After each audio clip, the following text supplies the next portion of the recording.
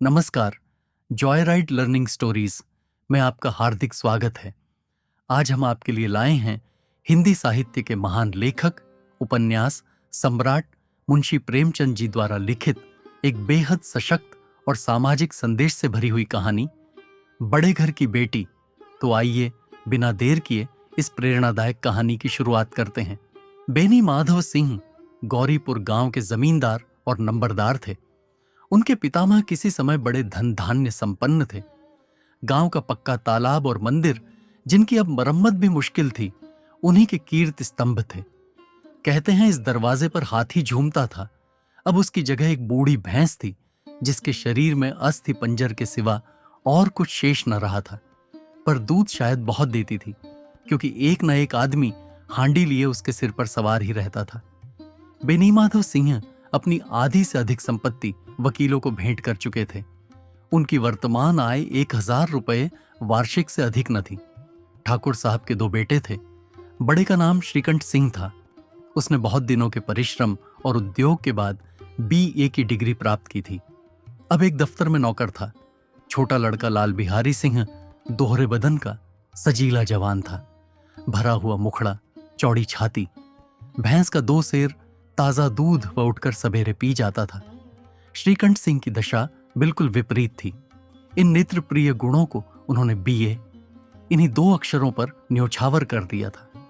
इन 2 अक्षरों ने उनके शरीर को निर्बल और चेहरे को कांतिहीन बना दिया था। इसी से वैदिक ग्रंथों पर उनका विशेष प्रेम था। आयुर्वेदिक औषधियों पर उनका अधिक विश्वास था। शाम सवेरे उनके कमरे से प्राय खरल की सुरीली कर्णमधुर ध्वनि सुनाई दिया करती थी। लाहौर और कलकत्ते के वैद्यों से बड़ी लिखा पड़ी रहती थी। श्रीकंठ इस अंग्रेजी डिग्री के अधिपति होने पर भी अंग्रेजी सामाजिक प्रथाओं के विशेष प्रेमी न थे, बल्कि वह बहुधा बड़े जोर से उसकी निंदा और तिरस्कार किया करते थे। इसी से गांव में उनका बड़ा सम्मान था।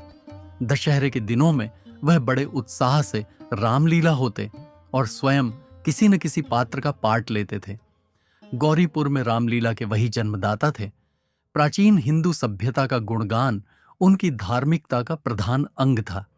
सम्मिलित कुटुंब के तो वह एकमात्र उपासक थे। आजकल स्त्रियों को कुटुंब में मिलजुल कर रहने की जो अरुचि होती है, उसे वह जाति और देश दोनों के लिए हानिकारक समझते थे। यही कारण था कि गांव की ललनाएं न उनकी निंदक थीं, कोई तो उन्हें अपना शत्रु समझने में भी संकोच न करती थी। स्वयं उनकी पत्नी को ही इस विषय में उनसे विरोध था। ये इसलिए नहीं कि उसे अपने सास ससुर, देवर या जेठ आदि घृणा थी, बल्कि उसका विचार था कि यदि बहुत कुछ सहने और तरह देने पर भी परिवार के साथ निर्वाह न हो सके, तो आए दिन की कलह से जीवन को नष्ट करने की अपेक्षा यही उत्तम है कि अपनी खिचड़ी अलग पकाई जाए। आनंदी एक बड़े उच्च कुल की लड़की थी। उसके बाप एक छोटी सी रियासत के ताल्लुकेदार थे। विशाल भवन, एक हाथी, 3 कुत्ते, बाज, बहरी शिखरे, झाड़ फानूस, ऑनरेरी मजिस्ट्रेट और आरण, जो एक प्रतिष्ठित ताल्लुकेदार के भोग्य पदार्थ हैं, सभी यहां विद्यमान थे। नाम था भूप सिंह। बड़े उदारचित्त और प्रतिभाशाली पुरुष थे, पर दुर्भाग्य से लड़का एक भी न था। 7 लड़कियों हुईं और दैव योग से सबकी सब जीवित रहीं। पहली उमंग में तो उन्होंने 3 ब्याह दिल खोलकर किए, पर 15-20 हजार रुपयों का कर्ज सिर पर हो गया तो ओंखें खुली, हाथ समेट लिया। आनंदी चौथी लड़की थी। वह अपनी सब बहनों से अधिक रूपवती और गुणवती थी। इससे ठाकुर भूप सिंह उसे बहुत प्यार करते थे। सुंदर संतान को कदाचित उसके माता पिता भी अधिक चाहते हैं। ठाकुर साहब बड़े धर्म संकट में थे कि इसका विवाह कहाँ करें। न तो यही चाहते थे कि आरण का बोझ बढ़े, और न यही स्वीकार था कि उसे अपने को भाग्यहीन समझना पड़े। एक दिन श्रीकंठ उनके पास किसी चंदे का रुपया मांगने आए। शायद नागरी प्रचार का चंदा था। भूप सिंह उनके स्वभाव पर रीझ गए और धूमधाम से श्रीकंठ सिंह का आनंदी के साथ ब्याह हो गया। आनंदी अपने नए घर में आई तो यहां का रंग ढंग कुछ और ही देखा। जिस टीम टाइम की उसे बचपन से ही आदत पड़ी हुई थी, वह यहां नाम मात्र को भी न थी। हाथी घोड़ों का तो कहना ही क्या, कोई सजी हुई सुंदर बहेली तक न थी। रेशमी स्लीपर साथ लाई थी, पर यहां बाघ कहां। मकान में खिड़कियां तक न थीं, न जमीन पर फर्श, न दीवार पर तस्वीरें। ये एक सीधा सादा देहाती गृहस्थी का मकान था, किंतु आनंदी ने थोड़े ही दिनों में अपने को इस नई अवस्था के ऐसा अनुकूल बना लिया मानो उसने विलास के सामान कभी देखे ही न थे। एक दिन दोपहर के समय लाल बिहारी सिंह 2 चिड़ियां लिए हुए आया और भावच से बोला, जल्दी से पका दो, मुझे भूख लगी है। आनंदी भोजन बनाकर उसकी राह देख रही थी। अब वह नया व्यंजन बनाने बैठी। हांडी में देखा तो घी पांव भर से अधिक न था। बड़े घर की बेटी किफायत क्या जाने। उसने सब घी मांस में डाल दिया। लाल बिहारी खाने बैठा तो दाल में घी ना था। बोला, दाल में घी क्यों नहीं छोड़ा? आनंदी ने कहा, घी सब मांस में पड़ गया। लाल बिहारी जोर से बोला, अभी परसों घी आया है, इतना जल्द उठ गया? आनंदी ने उत्तर दिया, आज तो कुल पांव भर रहा होगा। वह सब मैंने मांस में डाल दिया। जिस तरह सूखी लकड़ी जल्दी से जल उठती है, उसी तरह क्षुधा से बावला मनुष्य जरा जरा सी बात पर तिनक जाता है। लाल बिहारी को भावज की यह डिठाई बहुत बुरी मालूम हुई। तिनक कर बोला, मैके में तो चाहे घी की नदी बहती हो, स्त्री गालियां सह लेती हैं, मार भी सह लेती हैं, पर मैके की निंदा उनसे नहीं सही जाती। आनंदी मुंह फेर कर बोली, हाथी मरा भी तो 9 लाख का, वह इतना घी नित्य नाई का हार खा जाते हैं। लाल बिहारी जल गया, थाली उठाकर पलट दी और बोला, जी चाहता है जीभ पकड़कर खींच लूं। आनंद को भी क्रोध आ गया, मुंह लाल हो गया। बोली, वह होते तो आज इसका मजा चखाते। अब अपड़ उजड्ड ठाकुर से न रहा गया। उसकी स्त्री एक साधारण जमींदार की बेटी थी। जब जी चाहता उस पर हाथ साफ कर लिया करता था। खड़ाऊं उठाकर आनंदी की ओर जोर से फेंकी और बोला, जिसके गुमान पर भूली हुई हो उसे भी देखूंगा और तुम्हें भी। आनंदी ने हाथ से खड़ाऊं रोकी, सिर बच गया, पर अंगली में बड़ी चोट आई। क्रोध के मारे हवा से हिलते पत्ते की भांति कांपती हुई अपने कमरे में आकर खड़ी हो गई। स्त्री का बल और साहस, मान और मर्यादा पति तक है। उसे अपने पति के ही बल और पुरुषत्व का घमंड होता है। आनंदी खून का घूंट पीकर रह गई। श्रीकंठ सिंह शनिवार को घर आया करते थे। बृहस्पति को यह घटना हुई थी। 2 दिन तक आनंदी कोप भवन में रही, न कुछ खाया न पिया, उनकी बाट देखती रही। अंत में शनिवार को वह नियमानुकूल संध्या समय घर आई और बाहर बैठकर कुछ इधर उधर की बातें, कुछ देश काल संबंधी समाचार तथा कुछ नए मुकदमों आदि की चर्चा करने लगे। यह वार्तालाप 10 बजे रात तक होता रहा। गांव के भद्र पुरुषों को इन बातों में ऐसा आनंद मिलता था कि खाने पीने की भी सुधि न रहती थी। श्रीकंठ को पिंड छुड़ाना मुश्किल हो जाता था। ये 2-3 घंटे आनंदी ने बड़े कष्ट से काटे। किसी तरह भोजन का समय आया, पंचायत उठी, एकांत हुआ तो लाल बिहारी ने कहा, भैया आप जरा भाभी को समझा दीजिएगा कि मुंह संभालकर बातचीत किया करें, नहीं तो एक दिन अनर्थ हो जाएगा। बेनी माधव सिंह ने बेटे की ओर साक्षी दी। हां, बहू बेटियों का यह स्वभाव अच्छा नहीं कि मर्दों के मुंह लगें। लाल बिहारी, वह बड़े घर की बेटी हैं, तो हम भी कोई कुर्मी का हार नहीं है। श्रीकंठ ने चिंतित स्वर से पूछा, आखिर बात क्या हुई? लाल बिहारी ने कहा, कुछ भी नहीं, यूं ही आप उलझ पड़ी। मैके के सामने हम लोगों को कुछ समझती ही नहीं। श्रीकंठ खा पीकर आनंदी के पास गए। वह भरी बैठी थी, यह हजरत भी कुछ तीखे थे। आनंदी ने पूछा, चित्त तो प्रसन्न है? श्रीकंठ बोले, बहुत प्रसन्न है, पर तुमने आजकल घर में यह क्या उपद्रव मचा रखा है? आनंदी की त्योहरियों पर बल पड़ गए। झुलाहट के मारे बदन में ज्वाला सी दहक उठी। बोली, जिसने तुमसे यह आग लगाई है उसे पाऊं, मुंह झुलस दूं। श्रीकंठ, इतनी गर्म क्यों होती हो? बात तो कहो। आनंदी, क्या कहूं, यह मेरे भाग्य का फेर है, नहीं तो गंवार छोकरा जिसको चपरासगिरी करने का भी शोर नहीं, मुझे खड़ाऊं से मारकर यूं ना करता। श्रीकंठ, सब हाल साफ साफ कहा तो मालूम हो, मुझे तो कुछ पता नहीं। आनंदी, परसों तुम्हारे लाडले भाई ने मुझसे मांस पकाने को कहा। घी हांडी में पांव भर से अधिक न था। वह सब मैंने मांस में डाल दिया। जब खाने बैठा तो कहने लगा, दाल में घी क्यों नहीं है? बस इसी पर मेरे मैके को बुरा भला कहने लगा। मुझसे न रहा गया। मैंने कहा कि वह इतना घी तो नई कहार खा जाते हैं और किसी को जान भी नहीं पड़ता। बस इतनी सी बात पर इस अन्यायी ने मुझ पर खड़ाऊं फेंक मारी। यदि हाथ से न रोक लूं तो सिर फट जाए। उसी से पूछो, मैंने जो कुछ कहा है वह सच है या झूठ? श्रीकंठ की आंखें लाल हो गईं। बोले, यहां तक हो गया इस छोकरे का यह साहस। आनंदी स्त्रियों के स्वभावानुसार रोने लगी, क्योंकि आंसू उनकी पलकों पर रहते हैं। श्रीकंठ बड़े धैर्यवान और शांति पुरुष थे। उन्हें कदाचित ही कभी क्रोध आता था। स्त्रियों के आंसू पुरुष की क्रोधाग्नि भड़काने में तेल का काम देते हैं। रात भर करवटें बदलते रहे। उद्विग्नता के कारण पलक तक नहीं झपकी। प्रातःकाल अपने बाप के पास जाकर बोले, दादा, अब इस घर में मेरा निबाह न होगा। इस तरह की विद्रोहपूर्ण बातें कहने पर श्रीकंठ ने कितनी ही बार अपने कई मित्रों को आड़े हाथों लिया था, परंतु दुर्भाग्य, आज उन्हें स्वयं वे ही बातें अपने मुंह से कहनी पड़ी। दूसरों को उपदेश देना भी कितना सहज है। बेनी माधव सिंह घबरा उठे और बोले, क्यों श्रीकंठ? इसलिए कि मुझे भी अपनी मान प्रतिष्ठा का कुछ विचार है। आपके घर में अब अन्याय और हठ का प्रकोप हो रहा है। जिनको बड़ों का आदर सम्मान करना चाहिए वे उनके सिर चढ़ते हैं। मैं दूसरे का नौकर ठहरा, घर पर रहता नहीं। यहां मेरे पीछे स्त्रियों पर खड़ा हूं और जूतों की बौछारें होती हैं। कड़ी बात तक चिंता नहीं, कोई एक की दो कह ले, वहां तक मैं सह सकता हूं, किंतु यह कदापि नहीं हो सकता कि मेरे ऊपर लात घूंसे पड़े और मैं दम न मारूं। बेनी माधव सिंह कुछ जवाब न दे सके। श्रीकंठ सदैव उनका आदर करते थे। उनके ऐसे तेवर देखकर बूढ़ा ठाकुर अवाक रह गया। केवल इतना ही बोला, बेटा, तुम बुद्धिमान होकर ऐसी बातें करते हो। स्त्रियां इस तरह घर का नाश कर देती हैं। उनको बहुत सिर चढ़ाना अच्छा नहीं। श्रीकंठ, इतना मैं जानता हूं, आपके आशीर्वाद से ऐसा मूर्ख नहीं हूं।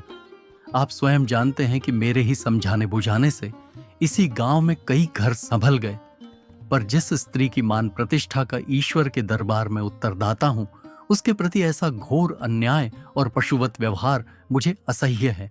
आप सच मानिए, मेरे लिए यही कुछ कम नहीं है कि लाल बिहारी को कुछ दंड नहीं होता। अब बेनी माधव सिंह भी गरमाए, ऐसी बातें और न सुन सके। बोले, लाल बिहारी तुम्हारा भाई है। उसे जब कभी भूल चूक हो उसके कान पकड़ो, लेकिन श्रीकंठ, लाल बिहारी को मैं अब अपना भाई नहीं समझता। बेनी माधव सिंह, स्त्री के पीछे? श्रीकंठ, जी नहीं, उसकी क्रूरता और अविवेक के कारण। दोनों कुछ देर चुप रहे। ठाकुर साहब लड़के का क्रोध शांत करना चाहते थे, लेकिन यह नहीं स्वीकार करना चाहते थे कि लाल बिहारी ने कोई अनुचित काम किया है। इसी बीच में गांव के और कई सज्जन हुक्के चिलम के बहाने वहां आ बैठे। कई स्त्रियों ने जब यह सुना कि श्रीकंठ पत्नी के पीछे पिता से लड़ने की तैयार हैं, तो उन्हें बड़ा हर्ष हुआ। दोनों पक्षों की मधुर वाणियों सुनने के लिए उनकी आत्माएं तिलमिलाने लगीं। गांव में कुछ ऐसे कुटिल मनुष्य भी थे जो इस कुल की नीतिपूर्ण गति पर मन ही मन जलते थे। वे कहा करते थे, श्रीकंठ अपने बाप से दबता है, इसीलिए वह दब्बू है। उसने विद्या पढ़ी, इसलिए वह किताबों का कीड़ा है। बेनी माधव सिंह उसकी सलाह के बिना कोई काम नहीं करते। ये उनकी मूर्खता है। इन महानुभावों की शुभकामनाएं न आज पूरी होती दिखाई दी। कोई हुक्का पीने के बहाने और कोई लगान की रसीद दिखाने आकर बैठ गया। बेनी माधव सिंह पुराने आदमी थे, इन भावों को ताड़ गए। उन्होंने निश्चय किया, चाहे कुछ ही क्यों ना हो, इन द्रोहियों को ताली बजाने का अवसर न दूंगा। तुरंत कोमल शब्दों में बोले, बेटा, मैं तुमसे बाहर नहीं हूं। तुम्हारा जो जी चाहे करो। अब तो लड़के से अपराध हो गया। इलाहाबाद का अनुभव रहित झल्लाया हुआ ग्रेजुएट इस बात को न समझ सका। उसे डिबेटिंग क्लब में अपनी बात पर अड़ने की आदत थी। इन हथकंडों की उसे क्या खबर। बाप ने जिस मतलब से बात पलटी थी वह उसकी समझ में न आया। बोला, लाल बिहारी के साथ अब इस घर में नहीं रह सकता। बेनी माधव, बेटा, बुद्धिमान लोग मूर्खों की बात पर ध्यान नहीं देते। वह बेसमझ लड़का है। उसे जो कुछ भूल हुई उसे तुम बड़े होकर क्षमा करो। श्रीकंठ, उसकी इस दुष्टता को मैं कदापि नहीं सह सकता। या तो वही घर में रहेगा या मैं ही। आपको यदि वह अधिक प्यारा है तो मुझे विदा कीजिए। मैं अपना भार आप संभाल लूंगा। यदि मुझे रखना चाहते हैं तो उससे कहिए जहां चाहे चला जाए। बस ये मेरा अंतिम निश्चय है। लाल बिहारी सिंह दरवाजे की चौखट पर चुपचाप खड़ा बड़े भाई की बातें सुन रहा था। वह उनका बहुत आदर करता था। उसे कभी इतना साहस न हुआ था कि श्रीकंठ के सामने चारपाई पर बैठ जाए, हुक्का पी ले या पान खा ले। बाप का भी वह इतना मान न करता था। श्रीकंठ का भी उस पर हार्दिक स्नेह था। अपने होश में उन्होंने कभी उसे घुड़का तक न था। जब वह इलाहाबाद से आते तो उसके लिए कोई न कोई वस्तु अवश्य लाते। मुग्धर की जोड़ी उन्होंने ही बनवा दी थी। पिछले साल जब उसने अपने से ड्योढ़े जवान को नाग पंचमी के दिन दंगल में पछाड़ दिया तो उन्होंने पुलकित होकर अखाड़े में ही जाकर उसे गले लगा लिया था। 5 रुपए के पैसे लुटाए थे।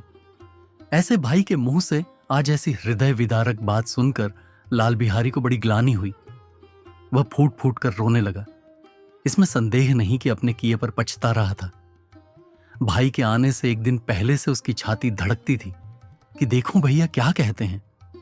मैं उनके सम्मुख कैसे जाऊंगा, उनसे कैसे बोलूंगा, मेरी आंखें उनके सामने कैसे उठेगी। उसने समझा था कि भैया मुझे बुलाकर समझा देंगे। इस आशा के विपरीत आज उसने उन्हें निर्दयता की मूर्ति बने हुए पाया। वह मूर्ख था, परंतु उसका मन कहता था कि भैया मेरे साथ अन्याय कर रहे हैं। यदि श्रीकंठ उसे अकेले में बुलाकर 2-4 बातें कह देते, इतना ही नहीं 2-4 तमाचे भी लगा देते तो कदाचित उसे इतना दुख न होता। पर भाई का ये कहना कि अब मैं इसकी सूरत नहीं देखना चाहता, लाल बिहारी से सहा न गया। वह रोता हुआ घर आया। कोठारी में जाकर कपड़े पहने, आंखें पोंछी, जिसमें कोई यह न समझे कि रोता था। तब आनंदी के द्वार पर आकर बोला, भाभी, भैया ने निश्चय किया है कि वह मेरे साथ इस घर में न रहेंगे। अब वह मेरा मुंह नहीं देखना चाहते, इसलिए अब मैं जाता हूं। उन्हें फिर मुंह न दिखाऊंगा। मुझसे जो कुछ अपराध हुआ उसे क्षमा करना। ये कहते कहते लाल बिहारी का गला भर आया। जिस समय लाल बिहारी सिंह सिर झुकाए आनंदी के द्वार पर खड़ता, उसी समय श्रीकंठ सिंह भी आंखें लाल किए बाहर से आए। भाई को खड़ा देखा तो घृणा से आंखें फेर लीं और कतरा कर निकल गए, मानो उसकी परछाई से दूर भागते हों। आनंदी ने लाल बिहारी की शिकायत तो की थी, लेकिन अब मन में पछता रही थी। वह स्वभाव से ही दयावती थी। उसे इसका तनिक भी ध्यान न था कि बात इतनी बढ़ जाएगी। वह मन में अपने पति पर झुंझला रही थी कि ये इतने गर्म क्यों होते हैं। उस पर यह भय भी लगा हुआ था कि कहीं मुझसे इलाहाबाद चलने को कहें तो कैसे क्या करूंगी। इस बीच में जब उसने लाल बिहारी को दरवाजे पर खड़े ये कहते सुना कि अब मैं जाता हूं, मुझसे जो कुछ अपराध हुआ क्षमा करना, तो उसका रहा सहा क्रोध भी पानी हो गया। वह रोने लगी। मन का मैल धोने के लिए नयन जल से उपयुक्त और कोई वस्तु नहीं है। श्रीकंठ को देखकर आनंदी ने कहा, लाला बाहर खड़े बहुत रो रहे हैं। श्रीकंठ, तो मैं क्या करूं? आनंदी, भीतर बुला लो, मेरी जीभ में आग लगे। मैंने कहां से यह झगड़ा उठाया? श्रीकंठ, मैं न बुलाऊंगा। आनंदी, पछताओगे? उन्हें बहुत ग्लानि हो गई है, ऐसा ना हो कहीं चल दें। श्रीकंठ न उठे। इतने में लाल बिहारी ने फिर कहा, भाभी, भैया से मेरा प्रणाम कह दो। वह मेरा मुंह नहीं देखना चाहते, इसलिए मैं भी अपना मुंह उन्हें न दिखाऊंगा। लाल बिहारी इतना कहकर लौट पड़ा और शीघ्रता से दरवाजे की ओर बढ़ा। अंत में आनंदी कमरे से निकली और उसका हाथ पकड़ लिया। लाल बिहारी ने पीछे फिरकर देखा और आंखों में आंसू भरे बोला, मुझे जाने दो। आनंदी, कहां जाते हो? लाल बिहारी, जहां कोई मेरा मुंह ना देखे। आनंदी, मैं न जाने दूंगी। लाल बिहारी, मैं तुम लोगों के साथ रहने योग्य नहीं हूं। आनंदी, तुम्हें मेरी सौगंध अब एक पग भी आगे न बढ़ाना। लाल बिहारी, जब तक मुझे यह ना मालूम हो जाए कि भैया का मन मेरी तरफ से साफ हो गया, तब तक मैं इस घर में कदापि न रहूंगा। आनंदी, मैं ईश्वर को साक्षी देकर कहती हूं कि तुम्हारी ओर से मेरे मन में तनिक भी मैल नहीं है। अब श्रीकंठ का हृदय भी पिघला। उन्होंने बाहर आकर लाल बिहारी को गले लगा लिया। दोनों भाई खूब फूट फूट कर रोए। लाल बिहारी ने सिसकते हुए कहा, भैया, अब कभी मत कहना कि तुम्हारा मुंह न देखूंगा। इसके सिवा आप जो दंड देंगे मैं सहर्ष स्वीकार करूंगा। श्रीकंठ ने कांपते हुए स्वर में कहा, लल्लू, इन बातों को बिल्कुल भूल जाओ। ईश्वर चाहेगा तो फिर ऐसा अवसर ना आवेगा। बेनी माधव सिंह बाहर से आ रहे थे। दोनों भाइयों को गले मिलते देखकर आनंद से पुलकित हो गए। बोल उठे, बड़े घर की बेटियां ऐसी ही होती हैं, बिगड़ता हुआ काम बना लेती हैं। गांव में जिसने ये वृत्तांत सुना, उसी ने इन शब्दों में आनंदी की उदारता को सराहा। बड़े घर की बेटियां ऐसी ही होती हैं। अगर आपको ये कहानी पसंद आई हो तो वीडियो को लाइक करें और चैनल को सब्सक्राइब करना ना भूलें। धन्यवाद।